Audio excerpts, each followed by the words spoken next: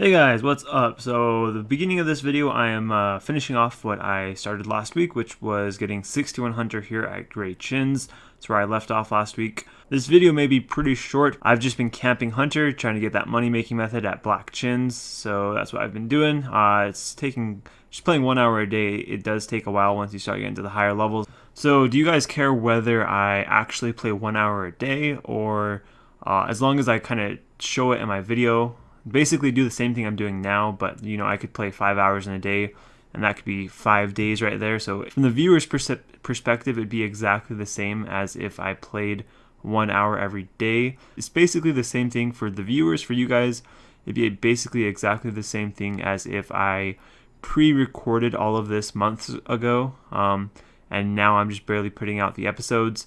So I could put out days 7 to 20 one week, next week 20 to 40. Essentially, for you guys viewing it, it's me playing 1 hour a day, but just me making it and gathering the clips. I could do it a lot quicker. If not, if you guys want me to actually play 9 hours a week every week, that will actually make me get more money from battle staffs, more money from miscellaneous.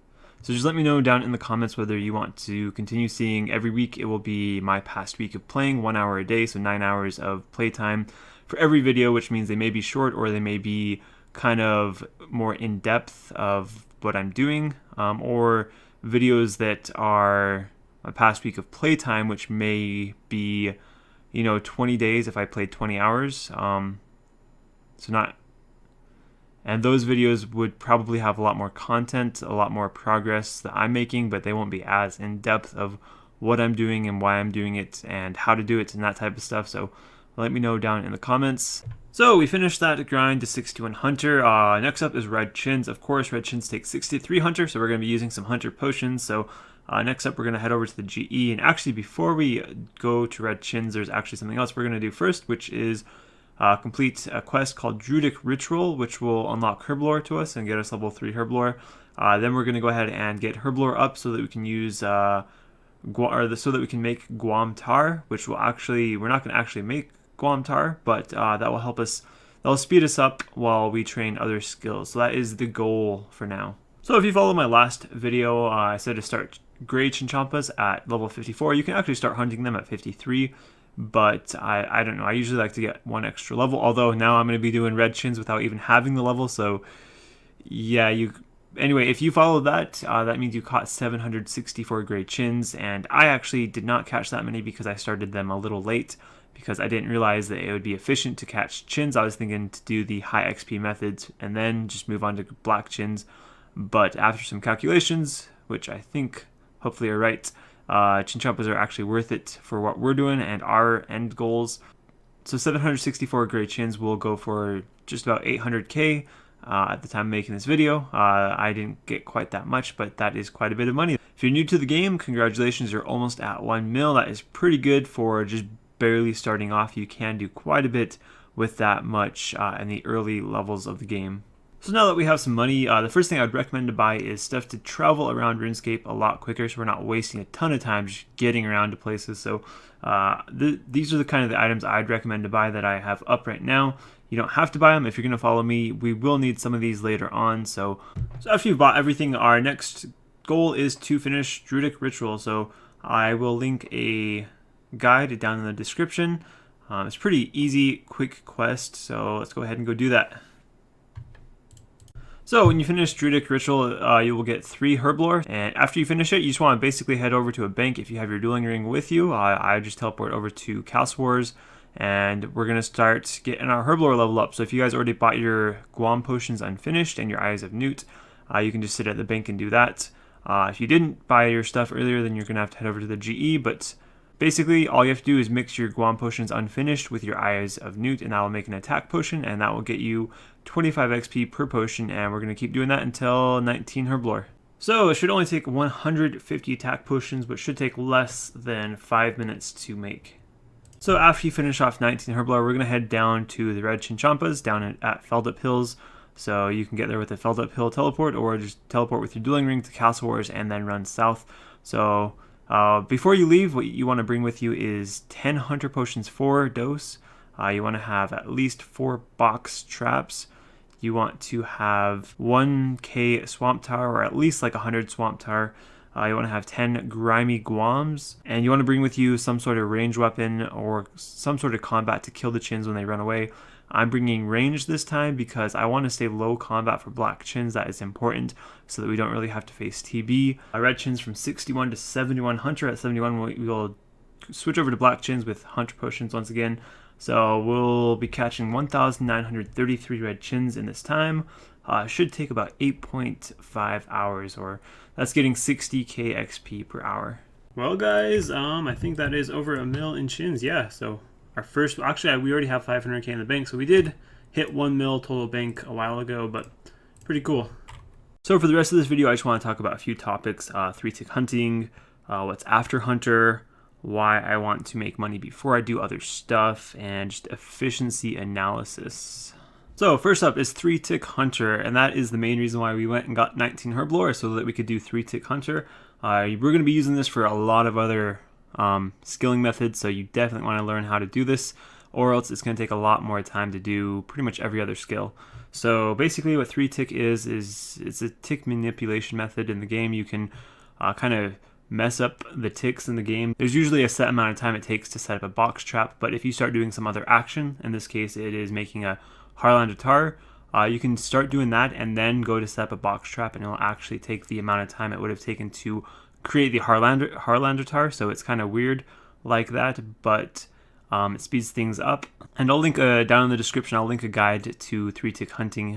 It should probably be more in detail than what I'm going to say here. So the order of operation for doing this is you start making your Harlander tar. You do that by using your swamp tar on your guam, a clean guam. You want to make sure you only have one clean guam in your inventory as well.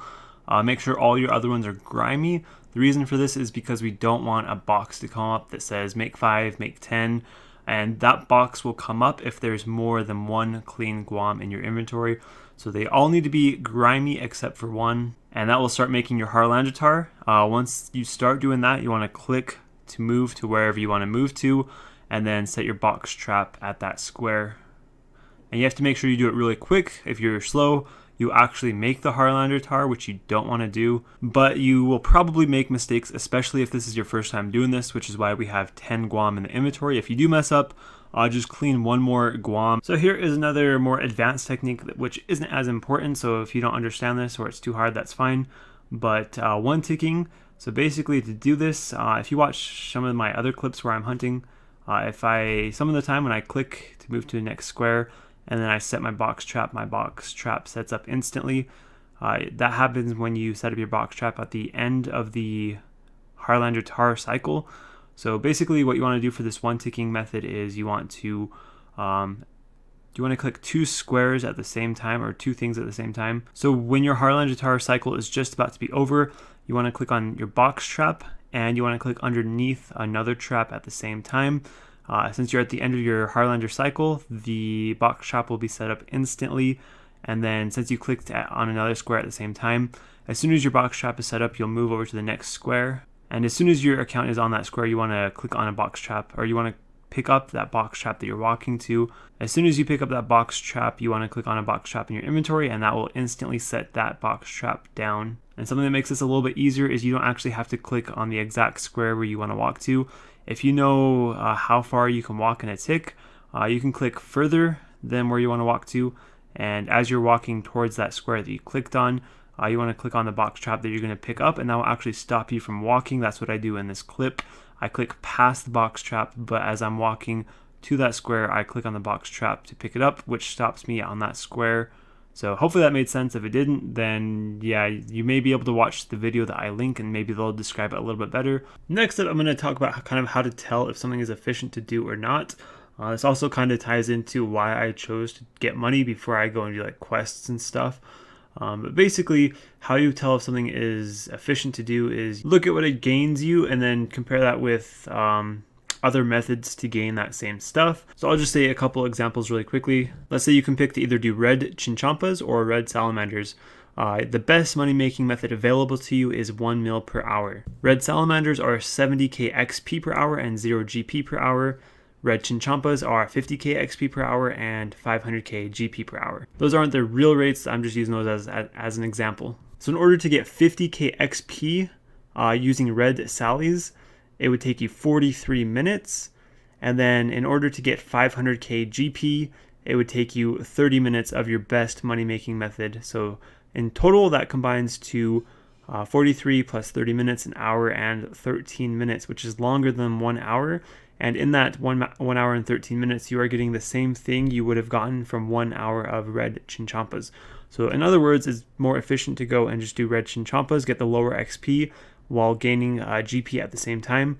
It's more efficient to do that than to do red sallies and then use a money-making method. Another thing to consider is future money-making methods and future skilling XP. It may be better to go with the faster XP method, even if it's less efficient at that time because of a future method that you're going to unlock later on. Anyway, so enough of that stuff. I'm sure half of you guys are already gone. You don't want to listen to all that. But what am I going to do after Hunter? So right now, doing Hunter until I can do Black Chins. Then I'm going to do Black Chins until I have like 10 mil cash or something around there. And then after that, I'm going to be going on to questing. Probably just going to go straight to Barrel Gloves. Tons of quests coming up in the next few episodes. After Barrel Gloves, I'm still not 100% sure, but might be Slayer and Combat. Yeah, but we'll see. So that is the main goal, is Barrel Gloves after I'm done getting some money. That's pretty much it for this episode. So thank you guys all for watching, and see you in the next video.